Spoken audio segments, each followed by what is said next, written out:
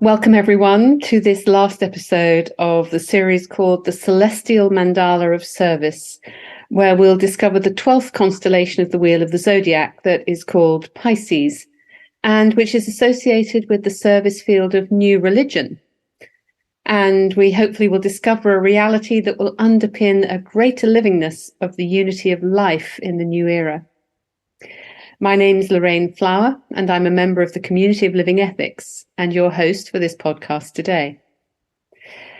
When we talk about Pisces, we often hear about redemption, and in fact, Pisces is the sign of Christ, the Redeemer, the Saviour of the world. The age of Pisces, which is drawing to a close, began with the birth of Christ, who came to anchor on earth the energy of love, with the intention that it be spread among men and women to enable the redemption of planet Earth. Redemption is a constant process that takes place in daily life, opening up to a higher vision of reality that goes beyond the form, which is aimed often only at itself, and towards developing the will, where we want to qualify our actions to the note of love. In this way, we collaborate in the evolutionary passage that humanity, as an active expression of the intelligence of the earth, is called to accomplish. Pisces is the last of the three water signs, preceded by Cancer and Scorpio. Water is the symbol of emotion, that is the world of feelings and desires, whose psycho-spiritual function is that of purification. The glyph of this sign represents two fishes, firmly bound to each other by the sutratma, the thin silver thread, which keeps the soul and the personality firmly united as they swim in the vastness of the oceanic waters during the cycle of life. Pisces, as a point of light in the zodiac, is termed light of the world, which is one of the many names given to Christ in the Gospels. Humanity lives immersed in matter, and is one of the mottos of Pisces states, tends to descend into matter until the experience itself reveals the inner spiritual essence, freeing us from this slavery. Then we become the Saviour, who by placing ourselves in the service of the higher self, radiate our light, love, and power through our own actions, emotions, and thoughts. We also know that the constellation conveys energies of love, wisdom, and idealism and devotion. And we read in the texts of the ancient wisdom that it will be incumbent upon the group of religion workers working under the inspiration of the Christ and under the influence of the second ray of love, wisdom, to formulate a universal platform of the new world religion, which will accentuate the unity and fellowship of spirit. So it is evident at this point that Pisces is connected to the religious expression of the human being. And today we will try to understand in a broad vision what the commitment of each human being can be to manifest a new world religion. I'm delighted to welcome Don McGregor to help us deepen this understanding. Don is a retired Anglican priest, an ex-science teacher, an author, speaker, and long-term student of Ageless Wisdom teachings. He's worked in both England and Wales as a teacher, vicar, interfaith officer, and retreat leader. I'm delighted to welcome Don McGregor to help us to deepen this understanding. Don is a retired Anglican priest, an ex-science teacher, an author, speaker, and long-term student of Ageless Wisdom teachings. He's worked in both England and Wales as a teacher, vicar, interfaith officer, and retreat leader. Welcome, Don. Thank you. Welcome. It's so lovely to have you here with us, and your experience and wisdom, I feel, is going to make you a really appropriate guest to help us understand how to further our understanding of this expression of new religion, a new expression of how we might understand our spirituality. And I'm going to kick off with an initial question, which might be challenging for some, but I think is important, which is, When we speak about religion, and particularly in the West, we make a lot of references to the Christ, to Jesus, to Christ, and to religion, and all that comes with that. And we know it can be a very challenging subject for many. How can we open ourselves to a new way of relating to this idea of religion and the practice of all that it entails? Yes, it's quite difficult. The word religion is said to come from religare in Latin, meaning to bind back, to kind of reconnect.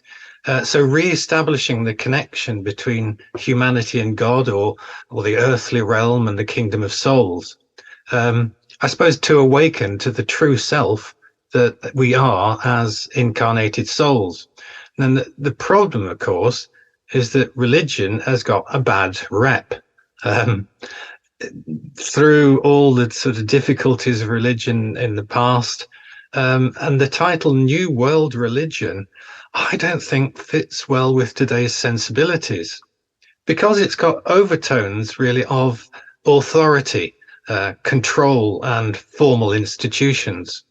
I actually prefer the term universal spirituality, which is much more kind of open and accepting. And, there's so many terms that spirituality can cover. And I do believe there is an emerging spirituality.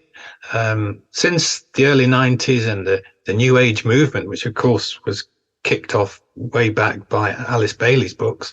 But since then, that which was hidden and occult and esoteric has been rediscovered and is now being brought up into the open. And it's in a way making the esoteric exoteric.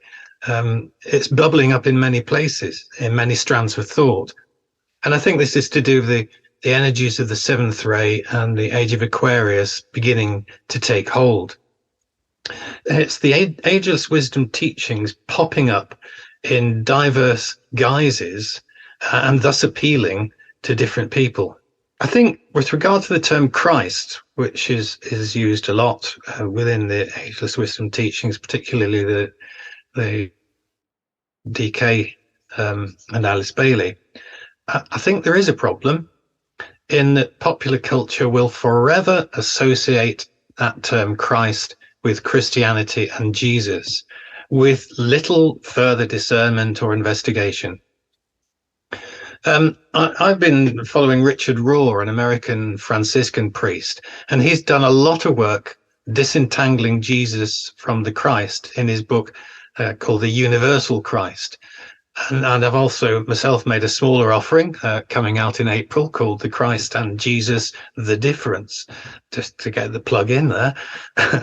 But Richard Rohr's phrase to distinguish between Jesus and the Christ is, Jesus is the union of human and divine in space and time, but Christ is the eternal union of matter and spirit from the beginning of time.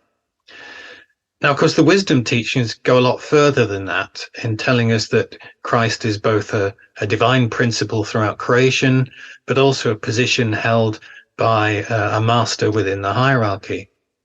But for those not familiar with those deeper teachings and only seeing the Christ within Christianity, I do think maybe we need to go down the route of reterming the Christ as the love wisdom principle, active throughout all religions and all spiritualities, because I think that moves us towards what the deeper understanding of the Christ is about, the coming of love wisdom, the revealing of the God of love, but also the understanding of the depth of this throughout the whole of the universe and creation.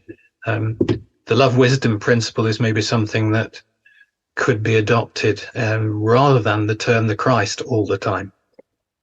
Don, I think that you've raised some really key points there in terms of how we as a humanity, how people in general tend to relate to this notion of religion and indeed the Christ, and bringing in the love wisdom part feels to me to be really important. And I'm wondering whether you are able to bring some sort of concrete examples of where you're seeing the expression of love coming more to the fore. You mentioned that, from the 90s, you have a sense that things are becoming more externalized. We're making more connection between our inner self and the outer self, the higher self and the material self. But in kind of fairly practical terms, what's your sense of how love is starting to become more pervasive, if we see this as an expression of a new spirituality or a reconnected spirituality? I think probably from my own experience, the best thing is to, in 1993, I became a Christian priest and I was ministering in churches for 24 years before I retired. And during, I don't know, the last 50 years, I think even the teaching of Christianity has moved hugely. Whereas it used to be somebody standing up in the pulpit and preaching hellfire and damnation if you didn't amend your ways, it's gone over far more to the teaching and really the centrality of the teaching of Jesus, which was about to love your neighbor as yourself, even to love your enemy, to do to others as you would have them do to you, and so on. And I think the centrality of love has both been taught more and experienced more within those Christian churches which are alive, as I would put it. Not all are. Yeah, it's interesting, isn't it? Because if we take it even outside of the church environment, it comes to mind to me that we see love expressed in some of the issues confronting humanity at this point in time. So whether we go back to the kind of depth of the COVID time, where people were loving their neighbor by maybe popping in or bringing groceries or going to the pharmacy or doing whatever was needed to keep a community healthy, or now obviously in the more recent issues with the earthquake and the disasters that are going on coming out of that, and or the disaster itself and the consequences of it. And we see that notion not only of just governmental humanitarian aid, but a genuine movement, an outpouring of love and care and concern across humanity in from all sorts of quarters, which in a sense seems to be apolitical and non-religious. It seems to be a true expression of the heart. Do these feel to you like a natural move, or has it always been this way? I think the move from Pisces to Aquarius, the Piscean age to the Aquarian age, it is shifting things. The age of Pisces has been an age of devotion and emotional attachment to a higher being. But the age of Aquarius is bringing more of the mental understanding into it as well. So we're having a blending of mind and heart, and people are realizing that something has got to be done about the way in which humanity is facing these problems, rather than just expecting the governments to do it all, or the leaders, or those in authority. The grassroots are coming up and saying, no, stop, something else has got to be done. There's got to be a better way than this. And I think that's the kind of love wisdom aspect coming in, the mind and the heart working together. I think for many people, the idea of wisdom can be, again, a challenging one. Do people consider themselves to be wise? Do they understand that bringing together of the mind and the heart together? And I suppose when I think about that on a very everyday level, that joining together of the heart and the mind feels like it's a different calibration of the emotional body. So it instead of being just an outpouring of pain or drama, it's a movement. It feels to me like it's a movement from the activation of the heart and the love, but taking that forward into a practical application in a sense, so that it's a livingness rather than an emotional response, if I can describe it that way. Does that feel relevant to you? Yes, that makes sense. I like that term, a livingness, rather than an emotional response. I think it's a deeper engagement rather than just this sort of lower level of engagement from the energy that's coming from the solar plexus center is very different from the energy that comes from the heart. And I think humanity has been engaged in that sort of lower level of emotional energy rather than the higher level of love and compassion that comes from the energies of the heart. And I think that's maybe the difference as humanity is approaching what is called first initiation across the board. So we expect to see that shift happening, I think, from lower to higher emotional energies and to engage with the mental body as well. Some would say that we really are only at the very beginning stages of understanding truly what is meant by love, and we've referred to the Piscean era, where for 2,000 years people were in that more devotional space, as you said, and responding more to the teachings of love from that perspective. And this call to step up to a new expression of love, a new understanding of love, which we're associating with a new religion or a universal spirituality, perhaps calls us to recognize more of the signs of this happening and to join the dots a little bit more in our own awareness and in the awareness of people around us. How might we see the world through different eyes and start to see that shift in the expression of love, and therefore the livingness of a new religion or a livingness of a new spirituality, so that it's taken out of the church or out of the mosque or out of, not to be disrespectful to religion itself, but to bring it out into our everyday life? Where might we see some of those signs? How might we start to join some of those dots? Well, I think to my mind, love is a force of attraction, and it's vastly more than the sentimental emotion that we think of daily. Coincidentally, as we're recording this, it's actually Valentine's Day, with all the loving expression and the sentiments that come with that. But if we think of love as a force of attraction, working at every level of reality, then it can actually be seen as a driver for evolution. Because I think love is that which brings things into further and deeper relationship. And looking at the big picture and going back to the Big Bang, when this universe came into being, or so we're told by the scientists, quantum particles were brought into relationship to form atoms. Those basic elements started to interact to form molecules, and a complexity of relationship developed. Now, eventually, this driving evolutionary force of attraction formed organic compounds, which then came together to form simple single-celled organisms, living beings reacting to their environment. But then deeper relationships formed, multicellular creatures that could reproduce, at first just by copying themselves, but then sexual relationships came about, and love as an attraction between the sexes came out into the open and developed qualities of nurture and care. And so we can see that the force of love has driven forward this ever deeper, more complex relationship structure.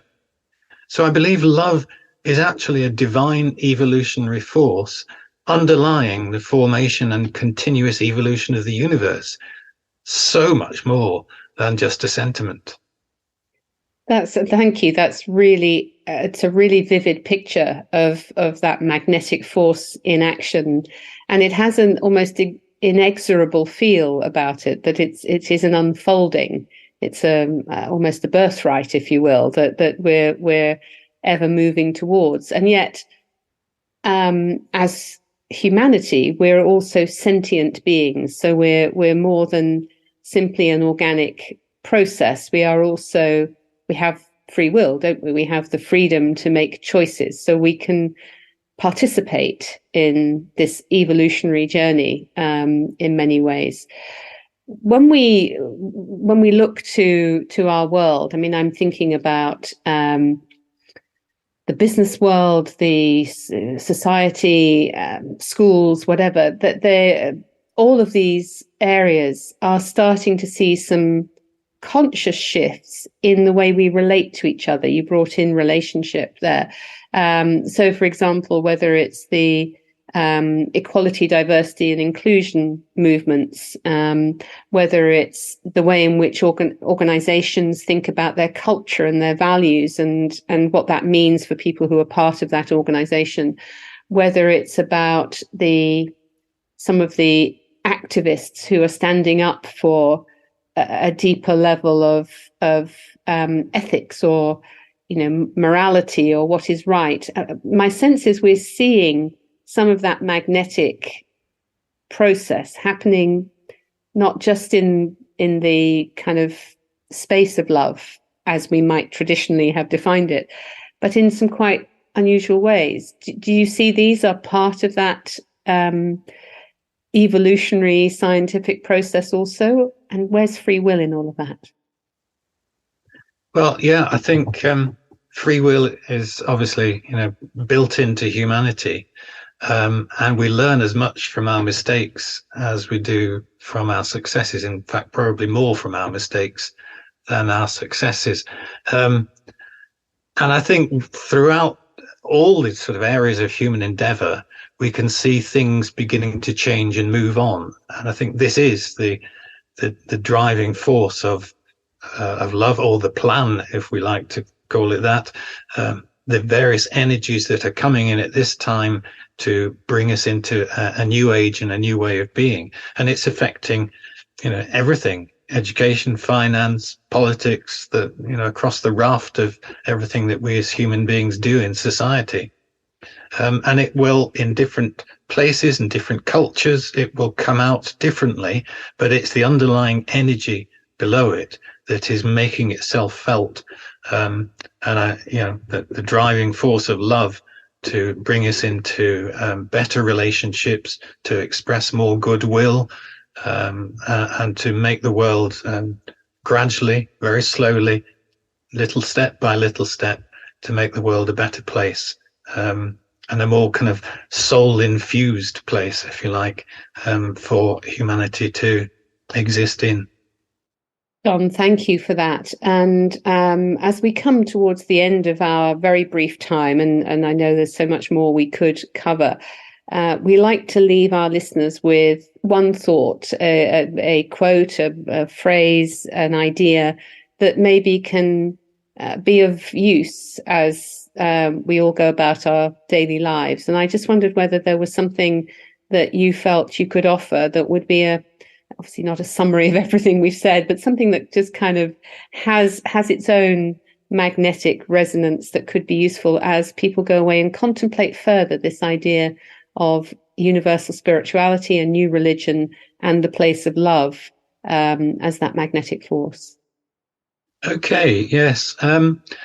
I think the New World religion will be more of a universal spiritual philosophy that applies to all life, marked by the human development of qualities of loving understanding, selfless service, joy, goodwill, and right relations between all beings. So in a sentence, maybe that's how I see the New World religion. Wonderful. Thank you. That gives, I think, everybody something to work with, to reflect on, and to recognize that this is actually a fundamental part of who we are. It's not something separate from us. It is very much embedded within who we are. It's our core spirit. It's our core soul. It's our core heart expression. So thank you for that. And thank you for being with us today. We really, really appreciate your time. Welcome. And to all our listeners, thank you for traveling with us in this series of podcasts. We'll be back with other series in the future, but for now, we're signing off and wish you a very joyful and uplifting contribution to our human evolution. Thank you.